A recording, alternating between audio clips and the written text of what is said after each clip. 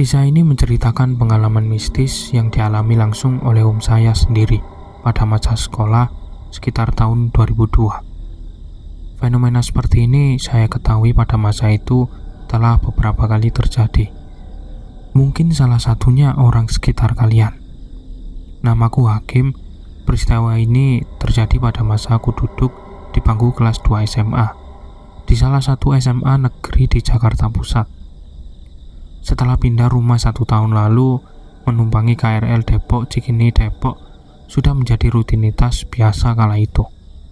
Tahun 2002 kala itu belum pada era komuter lain yang sekarang ini yang semuanya serba rapi dan tertib. Dulu ada 2 tipe kereta, yaitu ekspres dan ekonomi. Sistem tiketing pun masih berupa karcis kertas. Mungkin di antara kalian juga ada yang pernah mengalami era tersebut. Hari itu kegiatan ekskul di sekolah yang dilanjutkan dengan aktivitas nongkrong membuatku nyaris lupa waktu pulang. Seingatku sekitar jam 10 lebih 10 dikit aku memutuskan untuk pulang, meski nggak yakin apa masih ada kereta beroperasi ke Depok. Dibanding menunggu angkot yang nggak jelas, aku memilih berlari menuju stasiun yang menurutku akan lebih cepat dengan memotong jalan. Stasiun Cikini sudah sepi saat aku tiba. Bahkan beberapa spot lampunya sudah dipadamkan. Nggak ada seorang pun di lantai dasar stasiun. Aku bergegas menyusuri tangga menuju loket tiket untuk membeli karcis. Samar-samar dari kejauhan loket, nampak sudah gelap. Aku terus mendekat untuk memastikan. Seorang bapak-bapak berpakaian satpam muncul dari sisi kiri mengagetkanku.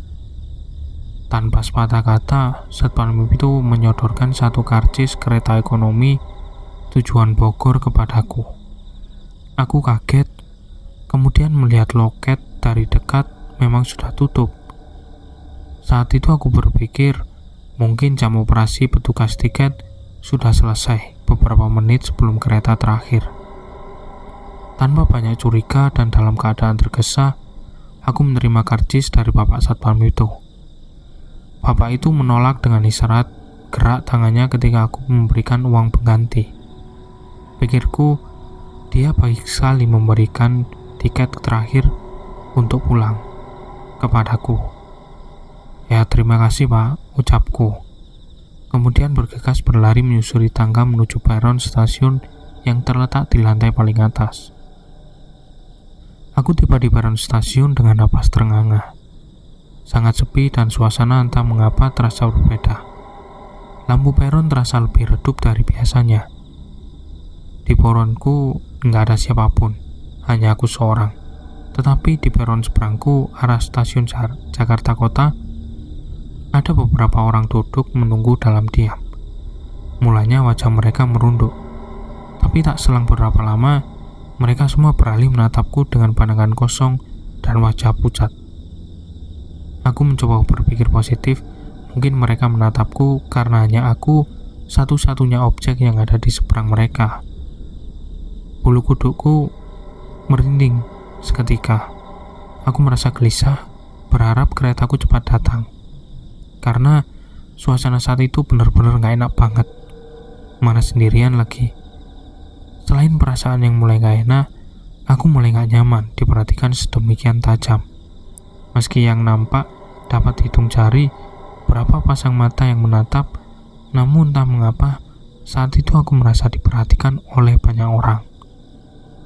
Aku berusaha mengalihkan pandangan menatap jauh rel, mondar-mandir. Mataku menengok jam yang terpajang sampai jam 11 lebih seperempat yang dinanti akhirnya datang.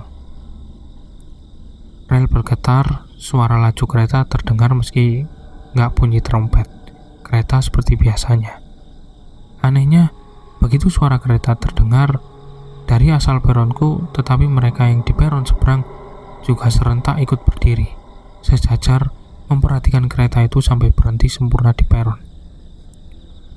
Pintu kereta terbuka cepat. Aku buru-buru masuk ke dalam seperti tanpa jeda.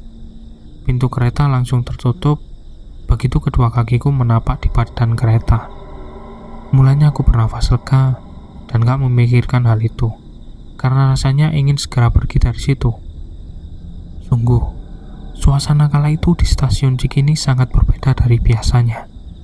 Namun, ternyata keputusanku memasuki badan kereta ternyata enggak lebih baik dibanding duduk diam di peron bersama manusia-manusia aneh itu sampai pagi. Sampai sekarang, rasanya masih merinding kalau mengingat kejadian itu. Aku coba ceritakan secara padat ya. Rangkaian gerbong kereta yang aku masuki nggak ada penumpang lain. Karena masih kepikiran kejadian tadi di stasiun, aku melangkah menyusuri gerbong kereta, mencoba mencari gerbong yang terisi penumpang lain.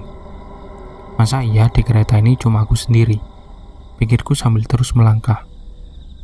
Suara mesin kereta melaju cepat bertabrakan dengan angin luar yang menciptakan suara seperti peluit berising.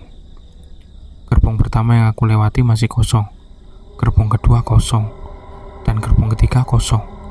Baru pada gerbong keempat, aku bisa sedikit menghela napas lega. Di gerbong keempat ini, agaknya aku sudah hampir berada di rangkaian kereta kedua paling akhir. Aku melihat rangkaian gerbong kereta paling ujung. Sudah padat banyak orang. Cuma yang aku bingung di sana orang-orang penuh sampai ada yang berdiri. Padahal di gerbong setelahnya, gerbong tempatku berdiri, masih banyak kursi kosong. Karena fisik sudah capek, aku nggak mau terlalu memikirkan dan memilih untuk duduk di kursi paling sudut dekat pintu. Beberapa orang yang ada di baris sisi kiri kanan dan hadapanku duduk dengan wajah tertunduk. Mungkin sama pada lelah, pikirku. Perasaanku mulai kembali nggak nyaman begitu menyadari bahwa mereka semua berpakaian warna putih. Lagi-lagi aku mencoba berpikiran positif, kebetulan. Penasaran, aku memperhatikan mereka satu persatu. Ketakutan dan rasa panik menyerangku secara bersamaan begitu melihat wajah mereka semua pucat dengan bibir biru mirip seperti yang aku temui di stasiun.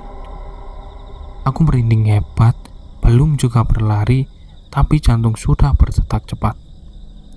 Kakiku mulai lemas, pikiranku terus menerka-nerka, memikir-mikir segala yang buruk dan jelek. Aku memejamkan mata, mencoba mengambil alih tenang, tetapi nafas terus berderu cepat. Aku tak berhenti mengucapkan zikir, astagfirullah, astagfirullah, astagfirullah. Hihihi, telingaku menangkap suara anak kecil tertawa. Aku memberanikan diri membuka mata, tepat di atas kepala pria parubaya yang duduk di hadapanku. Di slot rak barang atas, berbaring telungkup, berbaring telungkup anak perempuan berambut ikal, berbulu mata hitam dan berkulit biru menatapku menyeringai, sembari menggerakkan kepala ke kiri dan ke kanan. Astagfirullah, astagfirullah, hihihi. Anak itu mengulang rapalanku dalam hati disusul oleh tawa ria.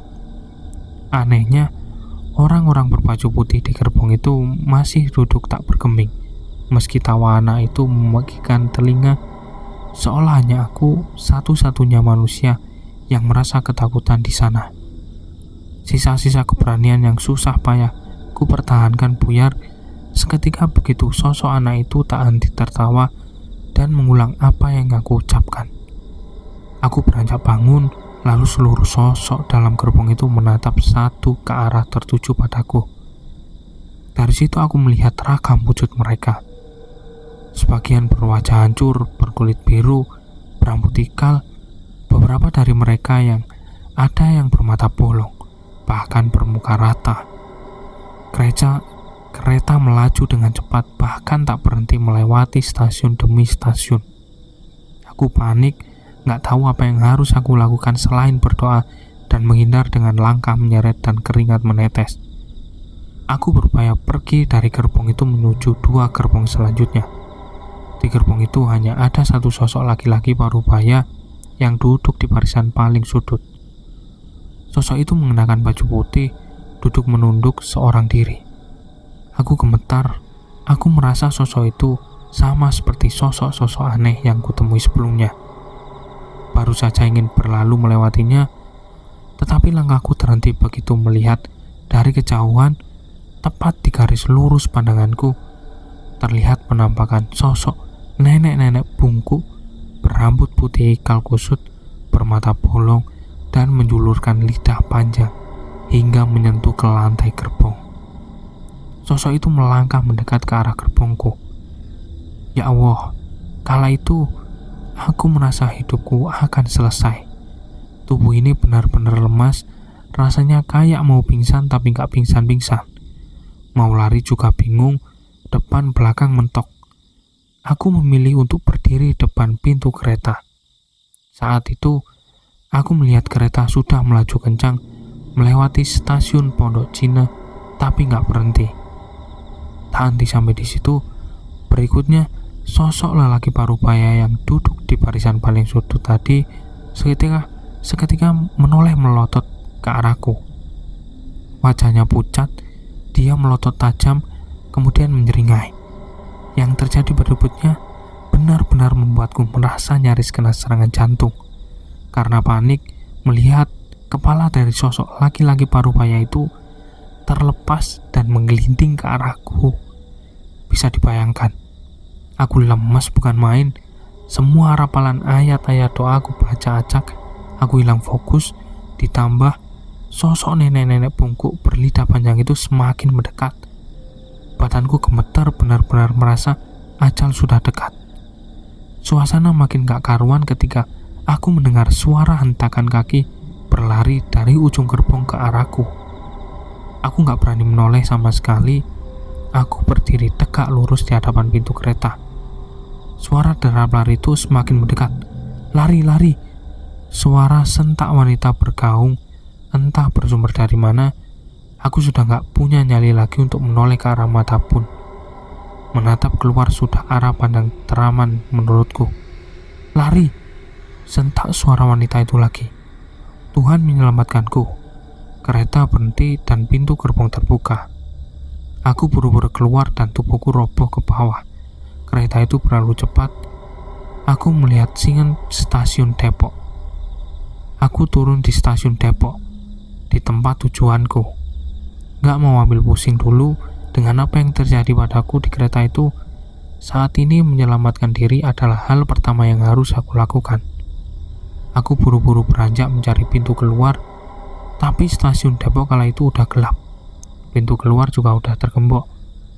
Aku berjalan menyusuri sisi rel untuk bisa keluar di persimpangan jalan di depan. Seingatku ada portal penyeberangan di sana. Aku baru bisa bernafas lega ketika kendaraan-kendaraan yang berlalu lalang sudah bisa terlihat. Aku keluar di persimpangan rel dan menepi di gerobak gorengan yang sedang memangkal. Pak Iting, tukang gorengan itu menegurku. Dia melihatku berjalan menyusir rel di ujung sebelum stasiun Depok. Aku menjelaskan kalau aku tadi naik kereta dari Cikini. Dari tadi saya nggak lihat kereta lewat, Mas, tegas Pak Iting. Aku shock, teringat rangkaian peristiwa yang aku alami barusan. Di sini aku baru merasakan nyeri di sekujur badan, lengan dan kaki. Aku melihat bahu dan kaki-kakiku penuh luka lebam biru. Bukan cuma itu, sampai rumah Om buka baju, pas ngaca badan Om semuanya juga pada biru-biru memar. Ujar Omku menutup ceritanya. Sampai sekarang Om masih merinding kalau ingat kejadian itu. Terus ternyata Om cerita ke teman-teman Om, banyak juga yang ngalamin kejadian kayak Om di kereta kayak gitu. Lanjut Omku. Aku terkesima mendengar ceritanya, lalu penasaran untuk mencari tahu lewat kacamataku. Pada malam 1 Syuro, aku melakukan perjalanan menggunakan KRL untuk mencari tahu dari sudut pandangku. Kereta gaib ini memang ada dan eksis pada masanya. Terkait kereta api, Indonesia punya histori panjang dan peranan penting pada zaman penjajahan. Ada satu kereta yang memang kala itu khusus mengangkut para tahanan yang disiksa. Bahkan beberapa dari mereka ada yang meninggal di perjalanan. Konon, gaib yang sifatnya merekam dan mengkopi ini menjadi landasan awal adanya kereta gaib yang menghantui bersama jiwa-jiwa tak tenang, yang mana eksistensi mereka ingin diakui bahwa mereka ada. Banyak hal menarik tentang cerita yang kudapat dari mereka pada masa peristiwa itu. Selesai. Oke, terima kasih buat kalian semua yang sudah mendengarkan cerita ini sampai akhir. Jangan lupa klik subscribe. Sampai jumpa di episode berikutnya. Bye-bye.